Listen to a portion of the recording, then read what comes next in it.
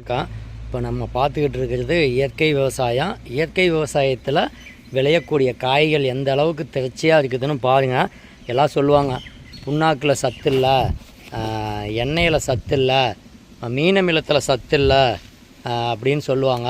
அதுக்கு உதாரணமாக தான் நம்ம இப்போ இந்த காய்கறிகளை பயன்படுத்துகிறத நம்ம இங்கே காட்டக்கூடிய அனைத்து விதமான இடுபொருளும் நம்மளே தயாரித்து கொடுக்கறதுல தான் நமக்கு இந்த அளவுக்கு ஈல்டு வருது, நமக்கு நல்ல ரிசல்ட்டும் கிடைக்கிது. இது வந்து பார்த்திங்கன்னா விவசாயிகளே தயாரிச்சுக்கலாம். அதாவது நாட்டு மாட்டு சாணத்திலேருந்து பாக்டீரியாவை பிரித்தெடுத்து இயற்கை விவசாயம் பண்ணுறேங்க. இதுக்கு நாள் முன்னாடி பார்த்திங்கன்னா ஜீவாமிர்தம், பஞ்சகாவியா இந்த மாதிரி பண்ணிக்கிட்டு இருந்தால் நம்மளும் அப்படி தான் பண்ணினா நமக்கு சரியாக நாட்டு மாட்டு சாணம் கிடைக்காததுனால அந்த சாணத்தில் உள்ள பாக்டீரியாவை மட்டும் பிரித்தெடுத்து நம்ம பண்ணிக்கிட்டு இருக்கிறோம். பிரித்து ஒரு தடவை பிரித்து எடுத்துகிட்டு அதையே மீண்டும் மீண்டும் மல்டிப்ளை பண்ணிக்கலாம். இது எப்படி தயாரிக்கணுங்கிற வீடியோ லோகு இயற்கை விவசாயங்கிற யூடியூப் சேனல்லையும் நம்ம போட்டிருக்கோம். முடிஞ்சவங்க தயாரிக்கலாம், முடியாதவங்களுக்கு நம்ம தாய் தரவும் தர்றோம். அதை வாங்கிட்டிங்கன்னா நீங்கள் மீண்டும் மீண்டும் மல்டிப்ளை பண்ணிக்கலாம். அதை வச்சு நம்ம தயாரிக்கிறதுல தான் இந்த மாதிரி காய்கறிகள்லாம் நமக்கு விளையுது, செலவில்லாமல் விளையுது, நோய் எதிர்ப்பு சக்தியோடு விளையுது, அதிக நாளைக்கு காய்க்கும். அது இல்லாமல் நமக்கு நல்ல சத்தான திரவமாகவும் நமக்கு கிடைக்கும். இந்த சாணப்பாசி கரிசலை வச்சு மீனமிலம் தயாரிக்கலாம் 10 to 15 நாளையில். வாழைப்பழத்தை வச்சு அது பார்த்திங்கன்னா வாழைப்பழத்தை வச்சு பொட்டாஸ் தயாரிக்கலாம்.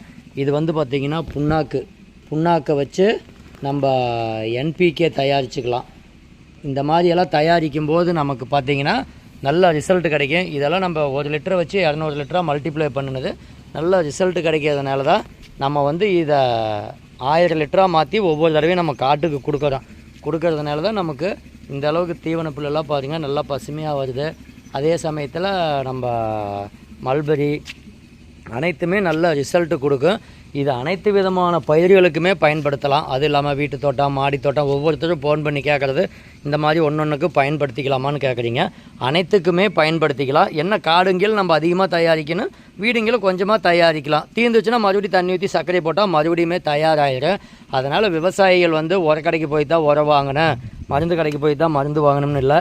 இதையே உரமாகவும் பயன்படுத்திக்கலாம், மருந்தாகவும் பயன்படுத்திக்கலாம், பூச்சி வெட்டியாகவும் பயன்படுத்திக்கலாம். சாணப்பாசி தலையை வெட்டி போட்டு ஒரு பேரலில் ஊற்றி இலைதலைகளை வெட்டி போட்டு ஸ்ப்ரே பண்ணிக்கலாம். ஒரு தடவை வேப்பெண்ணெய், புங்கெண்ணெய் இந்த மாதிரி ஸ்ப்ரே பண்ணிக்கலாம். நம்ம வீடியோவில் போட்டிருப்போம் பாருங்கள், எண்ணெய் கரைசல்.